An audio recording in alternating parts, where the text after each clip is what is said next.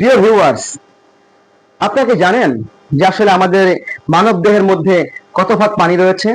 65 থেকে 70% পানি রয়েছে আমাদের দেহের মধ্যে। অর্থাৎ পানির মধ্যে আমার অঙ্গ প্রত্যঙ্গগুলো যদি আলাদা করতাম, এগুলো ভাসমান থাকতো। পানি দ্বারাই আমি গঠিত, সবকিছুর মধ্যে পানি রয়েছে। আসলে সেই পানি হচ্ছে আমাদের জীবন। আর এই পানি কিভাবে গঠিত আপনারা জানেন? দেখেন, 2 পরমাণু হাইড্রোজেন আর 1 পরমাণু অক্সিজেন মিলে তৈরি হয় 1 অণু পানি। এটা হচ্ছে পানি। কি সুন্দর না? পানিটা হচ্ছিল ভিয়াকিতে। আমরা যে পানি খাই, এটা একটা পানির অণু। এই পানির অণুটা গঠিত হয় এরকম 1 পরমাণু অক্সিজেন আর 2 পরমাণু হাইড্রোজেন দ্বারা। এর আকৃতি হচ্ছে ভিয়াকৃতি। কার মতো? অনেকটা ভিয়াকৃতির মতো। এই আকৃতির পানি আমরা খাই, যার মধ্যে রয়েছে 2টি হাইড্রোজেন পরমাণু, একটি অক্সিজেন পরমাণু। কি মজার, তাই না?